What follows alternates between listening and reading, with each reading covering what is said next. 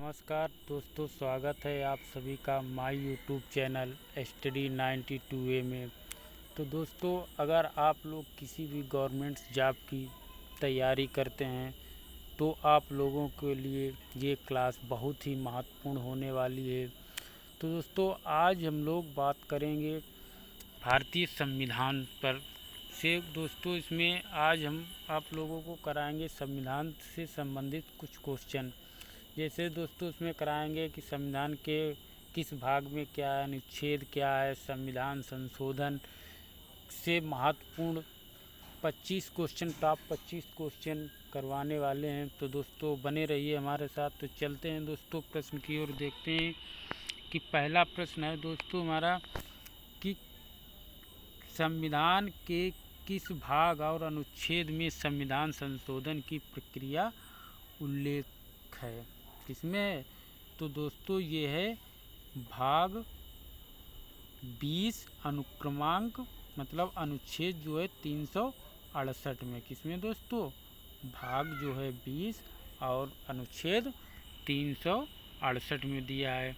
तो अगला प्रश्न है दोस्तों कि भारतीय संविधान में संशोधन किस धारा के अनुसार होता है। जो संशोधन होता है दोस्तों वो किस धारा के अनुसार होता है।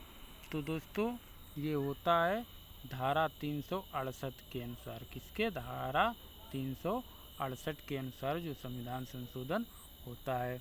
तो अगला प्रश्न है दोस्तों कि भारतीय संविधान की कौन सी विशेष व्यवस्था दक्षिण अफ्रीका के संविधान से ली गई है। तो दक्षिण अफ्रीका के संविधान से कौन सी व्यवस्था ली गई है?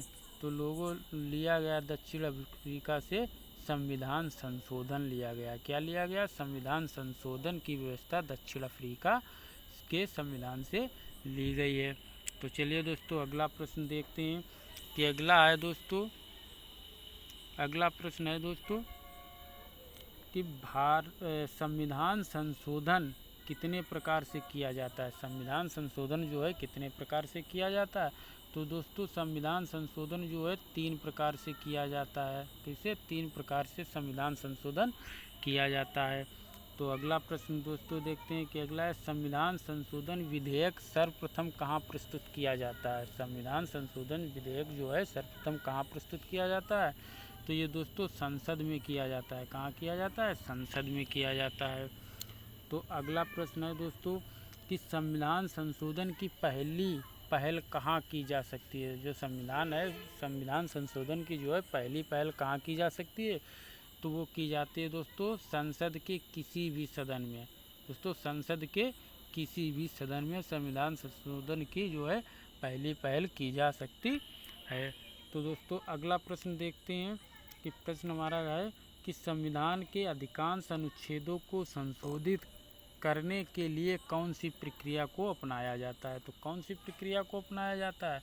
तो दोस्तों अपनाया जाता है साधारण बहुमत। किसको दोस्तों? साधारण बहुमत को अपनाया जाता है।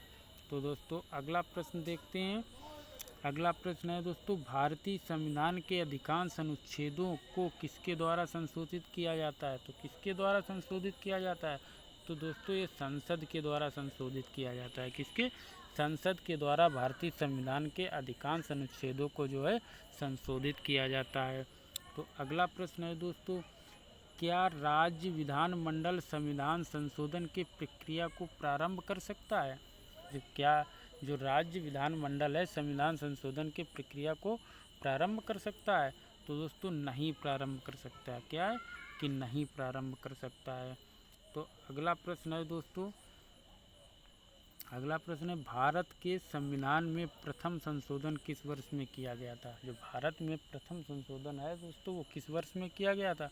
तो दोस्तों वो किया गया था भारत के संविधान में प्रथम संशोधन जो है 1951 में किया गया था। कब किया गया था? 1951 में किया गया था। अगला प्रश्न है दोस्तों संवैधानिक संशोधन का प्रथम अधिनियम एक्ट किससे संबंधित है। प्रथम अधिनियम एक्ट जो है किससे संबंधित है। तो दोस्तों राज्यों के कृषि भूमि सुधार से। किससे दोस्तों? राज्यों के कृषि भूमि सुधार से है। तो अगला प्रश्न है दोस्तों नागालैंड को किस संशोधन द्वारा राज्य का दर्जा प्रदान किया गया। जो नागालैंड राज्य है उसको किस संशोधन द्वारा राज्य का दर्जा प्रदान किया गया? तो उसको 13वें संविधान संशोधन में राज्य का दर्जा प्राप्त हुआ था।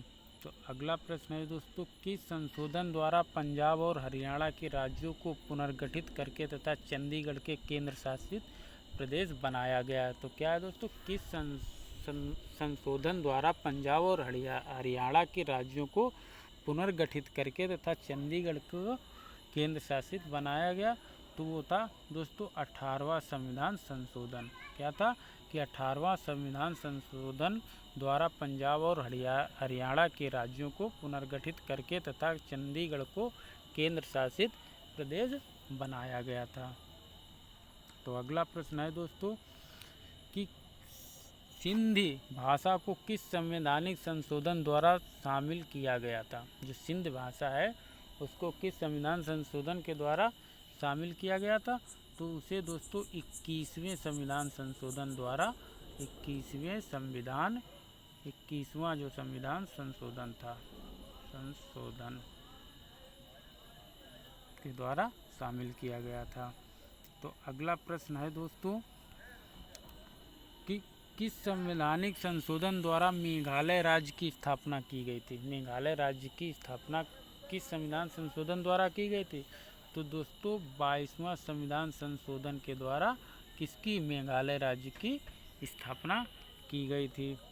तो अगला प्रश्न है दोस्तों, किस संविधान में संसद को मौलिक अधिकारों में संशोधन करने का अधिकार दिया गया था? तो कब दिया गया था मौलिक अधिकारों में संशोधन करने का अधिकार? तो दोस्तों ये 24वां संविधान संशोधन में दिया गया था। कब दिया गया था? 24वां संविधान संशोधन में। अगला प्रश्न है दोस्तों कि प्रथम संवैधानिक संशोधन अधिनियम कब बना? प्रथम जो संवैधानिक संशोधन अधिनियम है वो दोस्तों कब बना? तो ये बना था 1991 में। कब बना था दोस्तों? 1991 में। अगला प्रश्न है दोस्तों कि लोकसभा सीटों की अधिकतम संख्या 545 किस संवैधानिक संशोधन द्वारा निर्धारित की गई? तो किस संविधान संशोधन द्वारा जो है लोकसभा की सीटों की अधिकतम संख्या 545 की गई? तो वो था दोस्तों 31वें संविधान संशोधन द्वारा लोकसभा सीटों की अधिकतम संख्या 545 निर्धारित की गई थी। अगला प्रश्न है दोस्तों, किस संवैधानिक संशोधन द्वारा सिक्किम को भारतीय संघ के सह राज्य का दर्जा प्रदान किया गया? तो किस संविधान संशोधन के द्वारा प्रदान किया गया था सिक्किम को? तो ये था दोस्तों 32वें संविधान संशोधन के द्वारा। किसमें? 32वें संविधान संशोधन के द्वारा। तो अगला प्रश्न है दोस्तों कि किस संवैधानिक संशोधन द्वारा सिक्किम को पूरी तरह से राज्य का दर्जा प्रदान किया गया? तो किस संवैधानिक संशोधन द्वारा सिक्किम को पूरी तरह से राज्य का दर्जा प्रदान किया गया? तो ये दोस्तों था 36वां संविधान संशोधन। कौन सा? 36वां संविधान संशोधन। अगला प्रश्न है दोस्तों कि किस संशोधन अधिनियम द्वारा राज्य लोक सेवा आयोग के अध्यक्ष एवं सदस्यों की सेवानिवृत्ति की आयु सीमा 60 से बढ़ाकर 62 कर दी गई? तो किस संविधान संशोधन में 60 से बढ़कर 62 कर दी गई थी? तो ये था दोस्तों 41वां संविधान संशोधन। कौन सा? 41वें संविधान संशोधन में जो है कि राज्य लोक सेवा के अध्यक्ष एवं सदस्यों की सेवानिवृत्ति की आयु जो है 60 से बढ़ाकर 62 कर दी गई थी।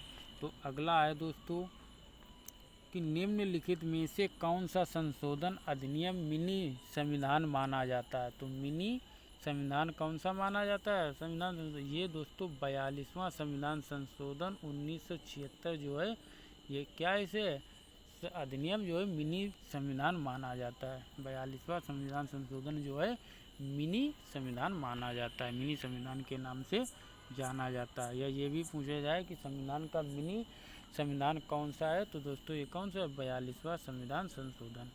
अगला है दोस्तों किस संशोधन द्वारा भारतीय संविधान की प्रस्तावना में समाजवादी तथा धर्मनिरपेक्ष शब्द जुड़ गए थे? तो किसमें? इसमें दोस्तों 42वें संविधान संशोधन में ही जुड़े थे। अगला है दोस्तों कि शिक्षा को किस संविधान संशोधन के द्वारा राज्य सूची से समवर्ती सूची में लाया गया था। शिक्षा को जो है दोस्तों किस संविधान संशोधन के द्वारा राज्य सूची से समवर्ती सूची में लाया गया था, तो ये भी दोस्तों 42वें संविधान संशोधन में ही लाया गया था। तो दोस्तों अगला प्रश्न है कि भारतीय संविधान में किस संशोधन द्वारा नागरिकों के मौलिक कर्तव्यों को सम्मिलित किया गया था। तो कौन से संविधान संशोधन में दोस्तों, इसमें 42वें संविधान संशोधन में ही इसको भी मौलिक कर्तव्यों को भी सम्मिलित किया गया था। अगला क्वेश्चन दोस्तों, संविधान के किस भाग और अनुच्छेद में संविधान संशोधन की प्रक्रिया का उल्लेख है। तो किसमें है ये, तो दोस्तों पहले क्वेश्चन था, रिपीट हो गया। तो ये दोस्तों भाग 20 और अनुच्छेद जो है 368 में वर्णित किया गया था।